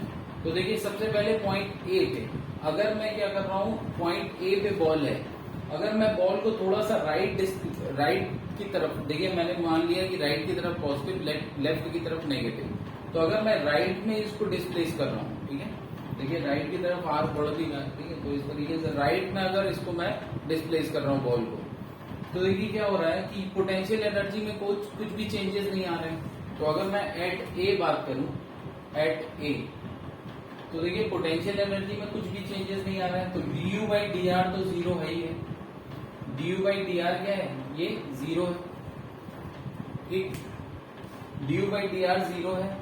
और अगर मैं नेट फोर्सेस देखूं तो नेट फोर्सेस भी जीरो है। अच्छा नेट फोर्सेस है क्या, नेट फोर्सेस है आपके du बाई डी आर, ठीक है, du बाई डी आर आपका क्या है, basically du upon D R है आपका माइनस ऑफ एफ आर, ठीक है, तो इस, या फिर सिंपली अगर अभी फिलहाल माइनस एफ लिखें तो du बाई डी आर हमारा क्या है, माइनस एफ है भाई। du change in potential energy होता है minus of F D R, ठीक है, चेंज इन पोटेंशियल क्या होता है, minus of F D R, ठीक है, तो du बाई डी आर क्या हो गया, माइनस एफ, ठीक है, तो du बाई डी आर हमारा क्या है, माइनस एफ, ठीक है। अब देखिए D square U by D R square क्या हो जाएगा, D square U by D R square हो जाएगा minus D F upon D R, मतलब कि D U by D R क्या है, D U by D are है इस, हम जानते हैं कि D U by D R क्या होता है, यू वर्सेस आर का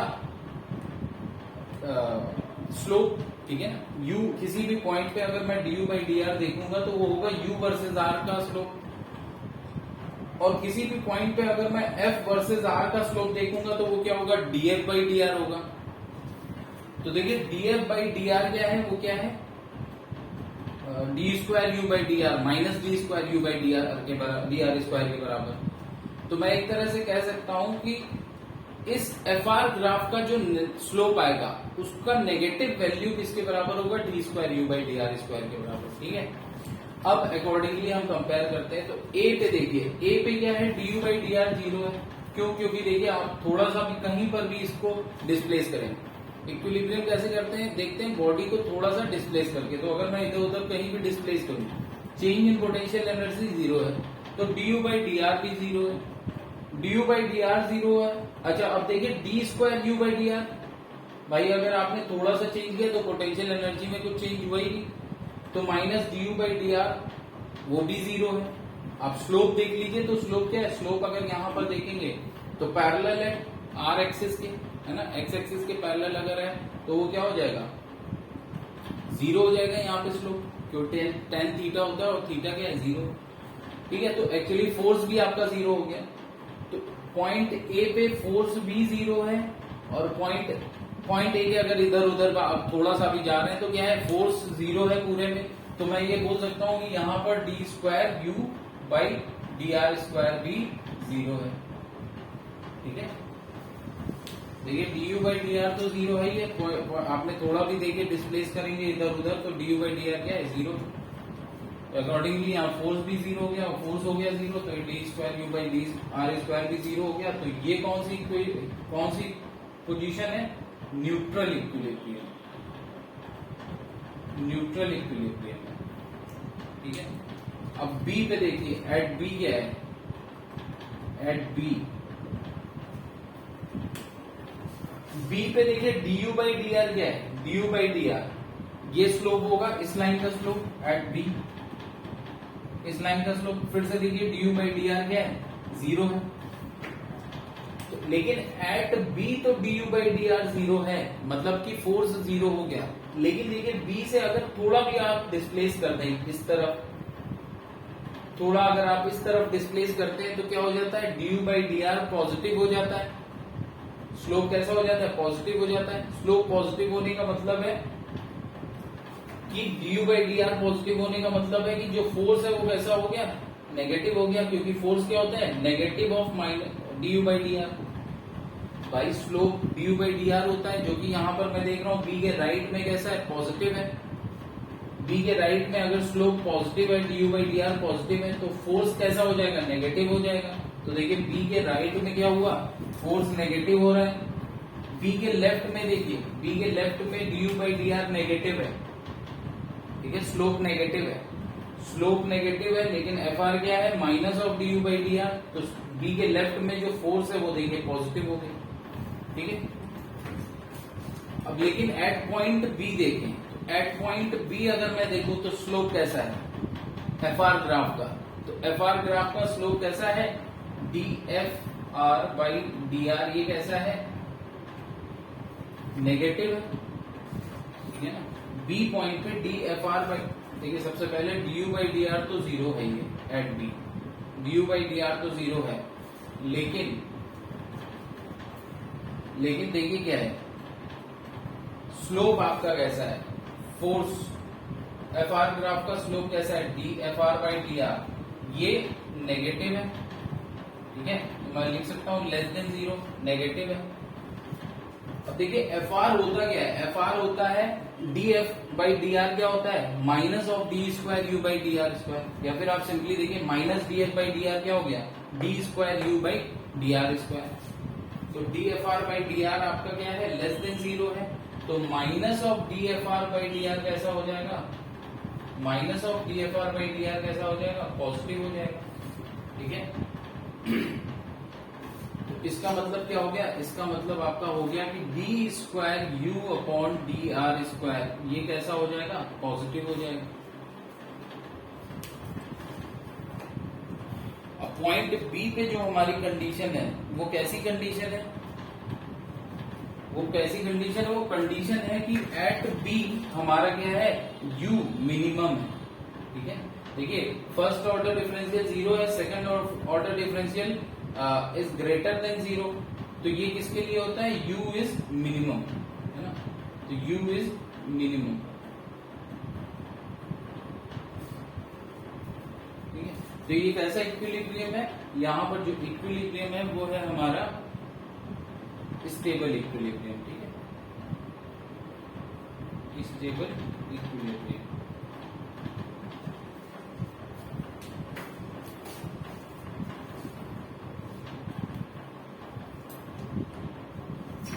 देखिए सी पे देखते हैं,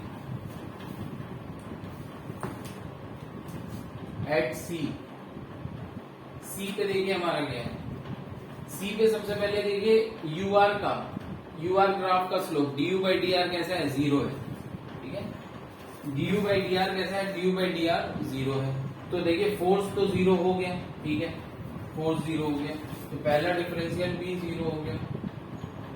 अब देखिए सेकेंड ऑर्डर डिफरेंशियल, वो हमको कहां से देखना पड़ेगा, एफ आर ग्राफ से देखिए, तो D F by D R कैसा है, D F by D R आपका नेगेटिव है, ठीक है। देखिए ऑब्ट्यूज एंगल बना रहा है ना, ग्रेटर देन 90 डिग्री एंगल बना रहा है, तो ये कैसा हो गया, नेगेटिव हो गया। तो D F by D are हमारा क्या है, लेस देन जीरो है, तो इसका मतलब है minus D F upon D R क्या हो जाएगा, ग्रेटर देन जीरो हो जाएगा।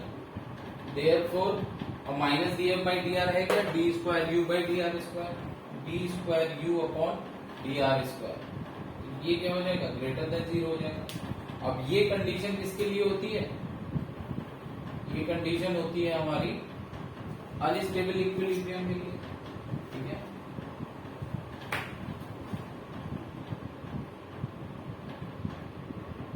सॉरी, थोड़ा सा यहाँ पे देख लीजिए, ये D F by D R, right, ये D F by D R आपका कैसा है, पॉजिटिव है, राइट। पॉजिटिव एक्स एक्सिस से कैसा बना रहा है, पॉजिटिव एक्स एक्सिस से एक्यूट एंगल बना रहा है, ठीक है। पॉजिटिव एक्स एक्सिस से अगर एक्यूट एंगल बना रहा है तो हमारा जो स्लोप होता है वो कैसा होता है, पॉजिटिव होता है, राइट। सो यहाँ पर D F by D are actually क्या है, पॉजिटिव है, ग्रेटर देन जीरो, ठीक है। तो minus D F by D R क्या हो गया, लेस देन जीरो हो गया, ठीक है। तो minus D F by D are है क्या, वो है actually D square U by D R square, तो ये भी लेस देन जीरो हो गया। अब ये कंडीशन किसके लिए होती है, जब यू आपका मैक्सिमम हो, तो पोटेंशियल एनर्जी सी पे क्या है, मैक्सिमम है, ठीक है, दिख भी रहा है मैक्सिमम, तो ठीक है। तो ये कैसा इक्विलिब्रियम होगा, ये हो गया आपका अनस्टेबल इक्विलिब्रियम, राइट। यहां पर आपका कैसा हो गया, ये आपका हो गया अनस्टेबल इक्विलिब्रियम।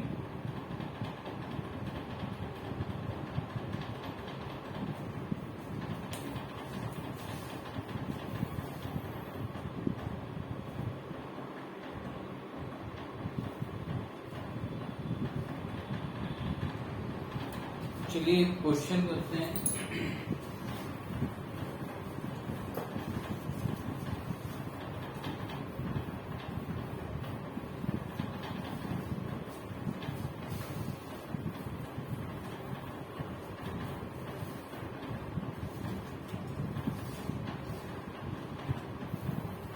क्वेश्चन है the potential energy of a conservative system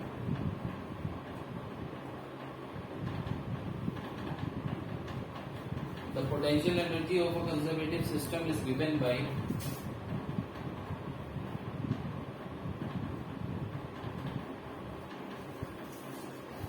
u is equal to ax square minus bx, ठीक है। u is equal to ax square minus bx where a and b are positive constants, where a and b are positive constants.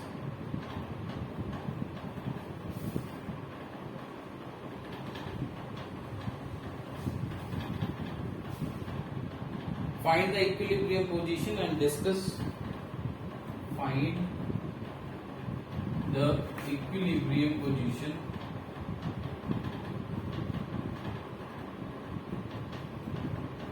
and discuss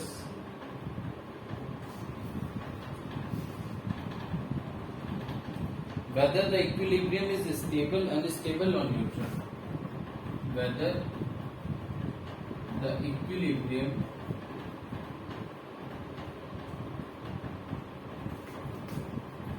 is stable, ठीक है, unstable और neutral.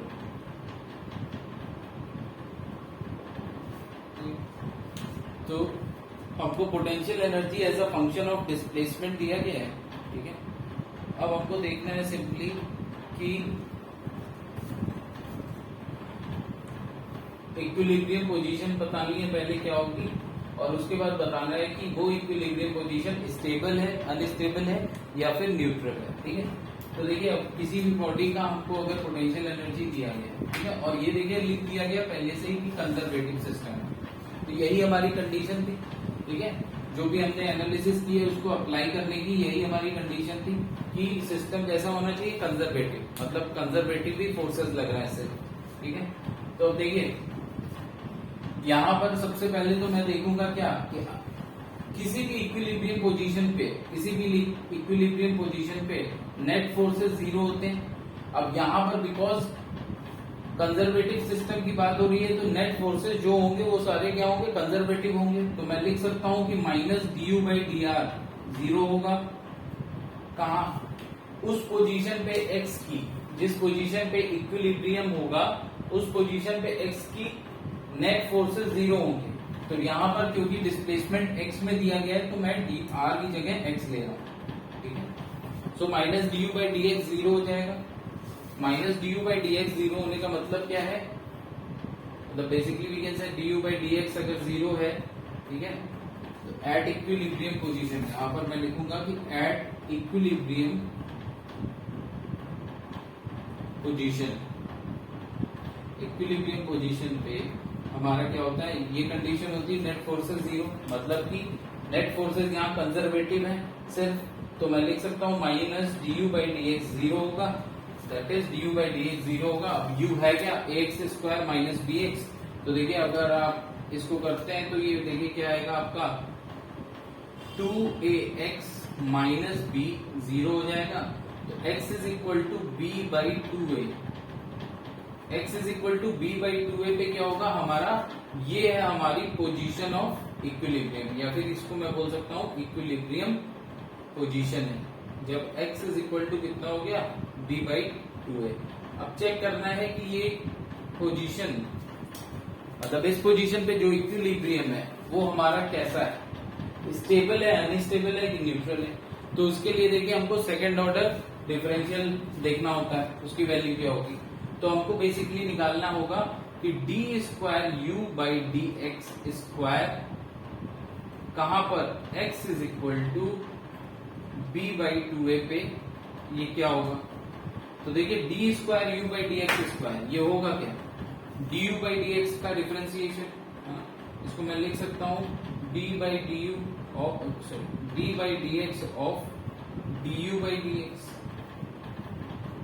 ठीक है, कहां पर देखना है, x is equal to b/2a पे देखना है इसकी वैल्यू। अब देखिए D U by D x क्या है, 2ax माइनस b। ठीक है, तो इसका अगर डिफरेंशिएशन करेंगे विद रेस्पेक्ट टू x तो देखिए हमारे पास आ जाएगा 2a माइनस 0 क्योंकि b तो कांस्टेंट है। तो देखिए ये क्या आ जाएगा 2a। अब देखिए यहाँ पर x पे डिपेंड ही नहीं कर रहा है D square U by D x square, मतलब जो सेकंड ऑर्डर डिफरेंशियल है वो x पे डिपेंड ही नहीं कर रहा है। तो अब देखिए यहाँ पर जो आपका 2a वैल्यू आया, इसमें देखिए आपको क्या दिया गया है, a एंड b जो है वो पॉजिटिव कांस्टेंट्स हैं। a एंड b क्या है, पॉजिटिव कांस्टेंट्स हैं। तो अगर a हमारा पॉजिटिव है तो 2a भी हमारा पॉजिटिव होगा, तो ये क्या आ गया, ग्रेटर देन 0 हो गया। तो सेकंड ऑर्डर डिफरेंशियल जो आया वो क्या है, ग्रेटर देन 0 है। मतलब फर्स्ट ऑर्डर डिफरेंशियल तो 0 आ ही आएगा, किस वैल्यू पे आएगा, इस वैल्यू पे। सेकंड ऑर्डर डिफरेंशियल क्या है, ग्रेटर देन 0। ग्रेटर देन 0 आने का मतलब है कि u क्या है, u is minimum, u is minimum. तो u मिनिमम है मतलब क्या हो गया, स्टेबल इक्विलिब्रियम।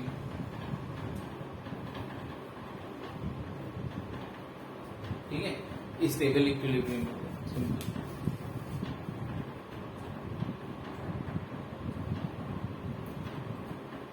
देखिए हमारा नेक्स्ट है पावर। पावर क्या होता है, ठीक है, work energy power. The last topic is power.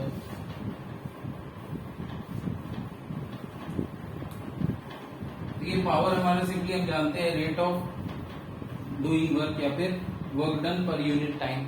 लेकिन यहाँ एक चीज समझिए, पावर की भी दो वैल्यू होती है। पावर की भी क्या होता है, पावर की भी दो वैल्यूज होती है, वैल्यूज। एक होती है एवरेज पावर और एक होती है इंस्टेंटेनियस पावर।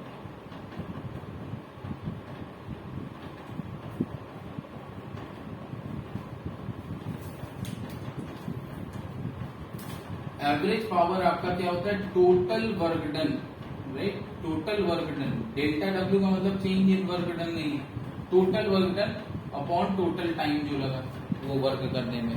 ठीक है, तो हो सकता है कि हर एक इंस्टेंट पे, सपोज आप अगर एग्जांपल लेते हैं आपका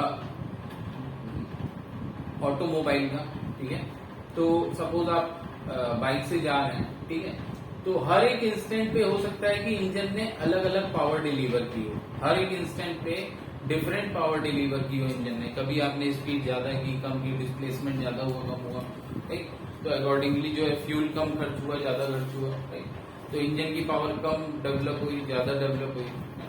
तो हर एक इंस्टेंट पे अलग अलग पावर भी डेवलप हो सकती है, ठीक है। लेकिन अगर आपसे एवरेज पावर पूछा जाएगा तो आप क्या करोगे, total work done by the engine upon total time, जितने टाइम में आपने एनालिसिस की वो जाता है। अब देखिए इंस्टेंटेनियस पावर के लिए क्या होता है, फिर से वही बात आ जाती है कि हम लोग लिमिट पुट करेंगे, limit delta T tend to 0। Analysis अपनी क्या कर देंगे, एक बहुत ही स्मॉल टाइम पीरियड के लिए करेंगे।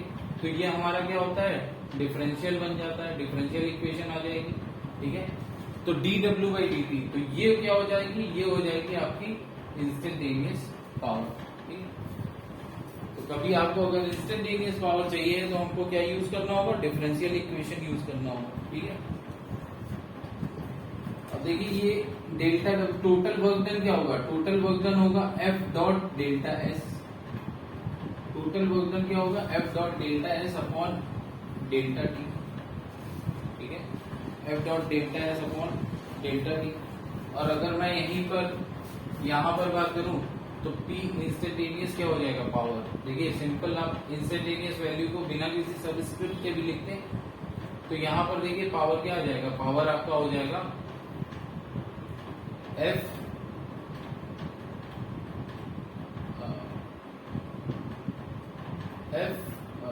Dot ds upon dt, F dot ds upon dt हो जाएगा, राइट। अब देखिए ds अपॉन dt ये है क्या, ds अपॉन dt है डिस्प्लेसमेंट अपॉन टाइम, तो लेकिन ये है क्या, ds बाई dt हमने पढ़ा है, ये क्या है, इंस्टेंटेनियस वेलोसिटी है। तो जो हमारा इंस्टेंटेनियस पावर आएगा वो क्या आएगा, F डॉट, ये हमारी इंस्टेंटेनियस पावर आ जाती है। सिमिलरली यहां पर आप क्या लिख सकते हैं, ये क्या आ जाएगा, F dot V average, F dot V average. लेकिन यहां पर थोड़ा सा ये भी है कि आपका जो फोर्स होगा वो कोई फोर्स जरूरी नहीं है कि कांस्टेंट हो। यहां पर आप देखिए बहुत स्मॉल टाइम इंटरवल के लिए एनालिसिस कर रहे हैं तो फोर्स को कांस्टेंट ले सकते हैं, लेकिन यहां पर अगर फोर्स कांस्टेंट है तो बात अलग हो जाती है, लेकिन यहाँ जरूरी नहीं कि फोर्स कांस्टेंट हो, तो सिंपली इसको एज इट इज लिखा रहना चाहिए, ठीक है।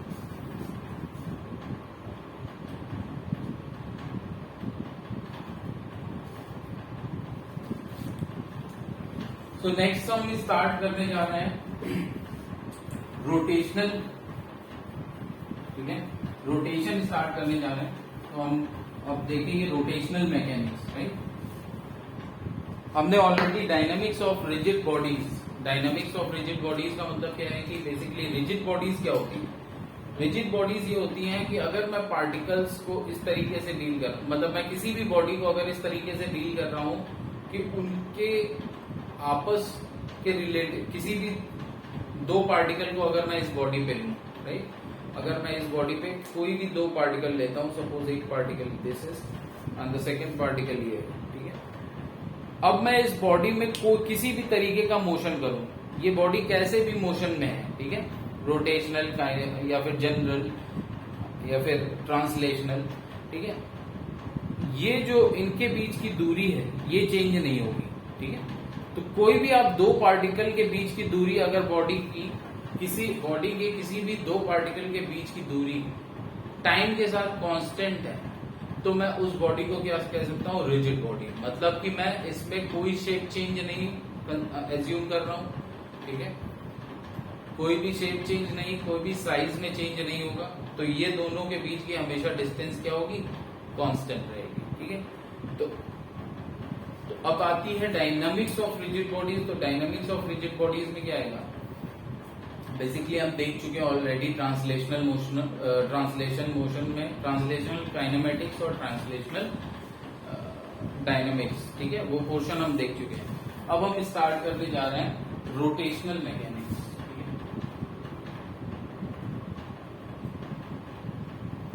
Rotational mechanics.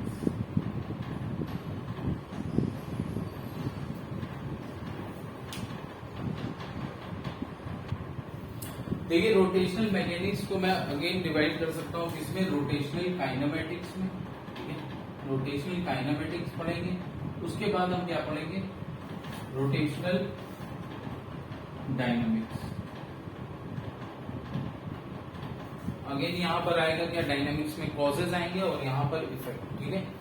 तो देखिए इसको करने से पहले थोड़ा सा हमको समझना होगा कि रोटेशन, कोई बॉडी रोटेशन कर रही है या फिर सर्कुलर मोशन कर रही है, इसमें थोड़ा सा क्या डिफरेंस होता है, राइट। देखिए सर्कुलर मोशन किस तरीके का मोशन है, वो एक तरह का ट्रांसलेशनल मोशन है। ट्रांसलेशनल मोशन हमने देखा था क्या होता है कि अगर ये बॉडी, सपोज ये बॉडी अगर मूव कर रही है और इस बॉडी के सारे पार्ट्स एक ही तरीके से मूव कर रहे हैं इन द सेम वे, अगर ये बॉडी मूव कर रही है, इस बॉडी के सारे पार्ट एक ही तरीके से मूव कर रहे हैं, तो देखिए ये सर्कुलर मोशन है।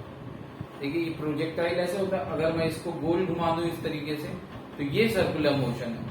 मतलब कि अगर मैं बात करूं कि ये पूरी बॉडी सर्कुलर मोशन कर रही है, राइट, तो ये पूरी बॉडी के सारे पार्ट्स क्या होंगे, सारे पार्ट्स एक सर्किल के अराउंड मूव कर रहे होंगे। कोई भी पार्ट ऐसा नहीं होगा जो कि रेस्ट पे हो, कोई भी पार्ट ऐसा नहीं होगा जो कि रेस्ट पे हो। ये सारे के सारे पार्ट एक सर्किल के अराउंड मूव करेंगे, एक सर्कुलर पाथ पे मूव करेंगे, ठीक है। जिसका और वो जो भी वो सर्कुलर पाथ होगा उसका सेंटर कहाँ होगा, सेंटर ऑफ सर्किल कहीं और होगा, ठीक है, ठीक है। तो ये आपका इस बॉडी का सर्कुलर मोशन हो गया। लेकिन अगर मैं इस बॉडी के रोटेशनल मोशन की बात करूं, सिर्फ रोटेशनल, प्योर रोटेशनल मोशन की फिलहाल मैं बात कर रहा हूं, ठीक है। जनरल मोशन हम जान चुके हैं पहले ही कि जनरल मोशन को हम डिवाइड कर सकते हैं 2 पार्ट में, ठीक है। तो सपोज ये प्योर रोटेशन की अगर मैं बात कर रहा हूं कि इस बॉडी में अगर प्योर रोटेशन हो रहा है, तो देखिए एक तो तरीका ये है कि इस बॉडी पे मैं क्या करूं, कपल अप्लाई करूं। कपल का मतलब क्या होता है, 2 इक्वल एंड ऑपोजिट फोर्सेस, ठीक है। तो how rotation is possible, how rotation is possible, किसी बॉडी में रोटेशन कैसे पॉसिबल है। तो पहला केस देखते हैं। पहला केस क्या देखते हैं कि अप्लाई कपल, अगर मैं कपल अप्लाई करता हूं, ठीक है, अगर मैं कपल अप्लाई करता हूं इस बॉडी पे, तो ये सपोज ये बॉडी ऐसे है, ठीक है। इस पे अगर मैं कपल अप्लाई करूंगा तो 2 equal and opposite forces apply करूंगा, ठीक है। 2 इक्वल एंड अपोजिट फोर्सेस मैं अप्लाई करूंगा, ठीक है।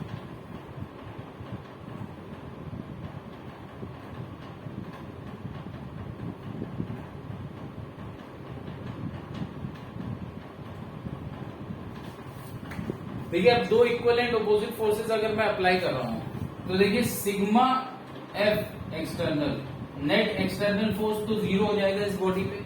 नेट एक्सटर्नल फोर्स 0 तो हो गया, लेकिन ये 2 इक्वल एंड अपोजिट फोर्सेस ये क्या देने लगे, ये एक कपल प्रोवाइड करने लगे। सपोज ये लेंथ एल है तो इसको एक कपल प्रोवाइड करने लगे, ठीक है, जो कि हम अभी पढ़ेंगे डायनामिक्स में। टॉर्क क्या होता है, ठीक है। तो ये एक तरह से मूवमेंट ऑफ कपल आ गया, कपल रखना है और इनका मूवमेंट आ गया। तो देखिए अब सिग्मा एफ एक्सटर्नल तो 0 है, तो हम जानते हैं कि नेट एक्सटर्नल फोर्स अगर 0 है तो सेंटर ऑफ मास रेस्ट पे रहेगा, इसका सेंटर ऑफ मास रेस्ट पे रहेगा, कहीं नहीं मूव करेगा, ठीक है। सेंटर ऑफ मास अगर रेस्ट पे रहेगा तो देखिए अब क्या है, ये बॉडी लेकिन क्या करेगी, ये बॉडी के बाकी सारे पार्ट्स जो है वो क्या करेंगे, वो क्या करेंगे, एक सर्कुलर मोशन में मूव करेंगे, एक सर्कुलर पाथ में मूव करेंगे। लेकिन बॉडी के सारे पार्ट्स नहीं करेंगे, बॉडी का एक पार्ट ऐसा है, एक पार्टिकल ऐसा है जो कि रेस्ट पे होगा, या फिर एक पॉइंट ऐसा है जो कि क्या होगा, रेस्ट पे होगा, ठीक है। तो मैं ये बोल सकता हूं कि बॉडी इस समय क्या है, रोटेशन कर रही है अपने सेंटर ऑफ मास के अराउंड, ठीक है। बेसिकली सेंटर ऑफ मास के अराउंड नहीं, देखिए ये जब जिस भी प्लेन में रोटेट करेगी, ये मान लीजिए ये अभी इस प्लेन में रोटेट कर रही है, ठीक है।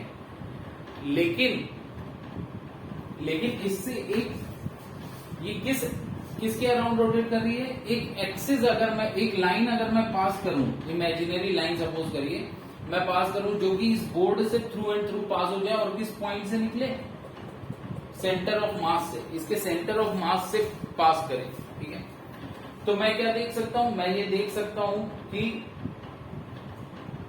ये जो सेंटर ऑफ मास है ये इस समय रेस्ट पे होगा। देखिए जब बॉडी सर्कुलर मोशन में है तो सेंटर ऑफ मास भी रेस्ट पे नहीं होगा, सेंटर ऑफ मास भी मूव कर रहा है, ठीक है। जब बॉडी सर्कुलर मोशन कर रही है तो सेंटर ऑफ मास भी मूव कर रहा है, ठीक है।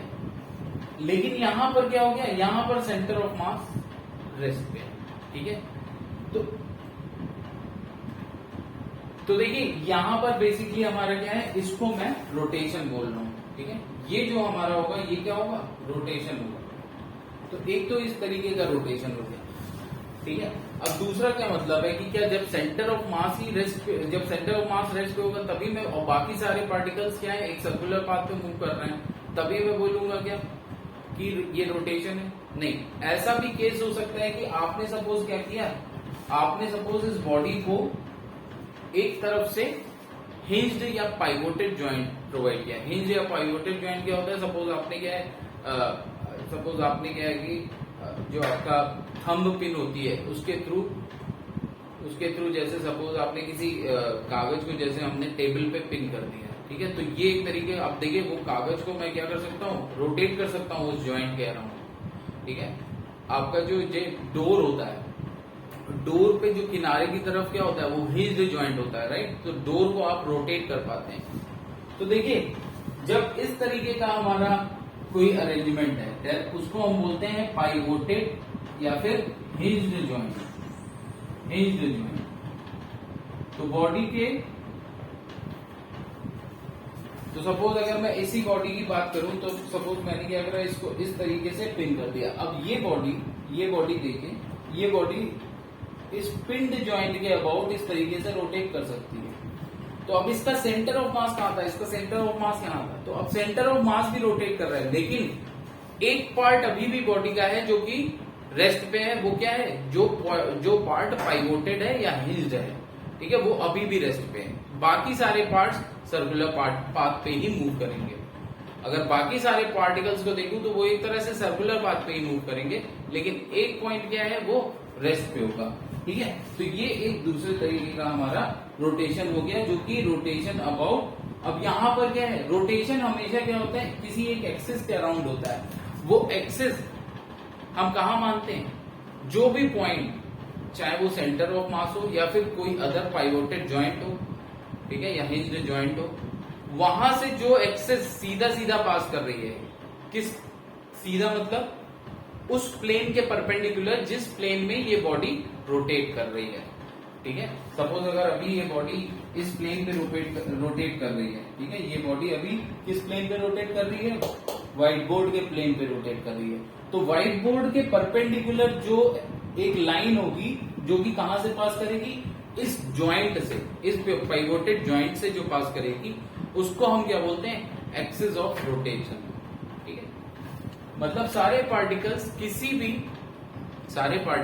किसी भी एक पॉइंट के अबाउट रोटेट करेंगे। सारे पार्टिकल्स इस बॉडी के, या मैं बोल सकता हूं ये बॉडी एज अ होल किसी पॉइंट के अबाउट रोटेट करेगी।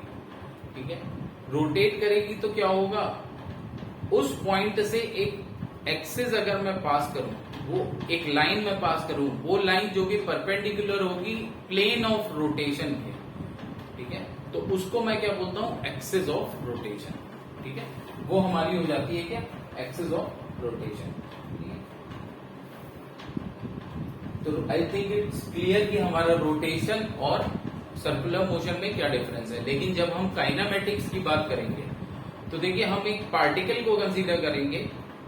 ठीक है, एक पार्टिकल को कंसीडर करेंगे इस बॉडी के, और उस पार्टिकल की एनालिसिस को हम देखेंगे इसके रोटेशनल काइनेमेटिक्स के लिए।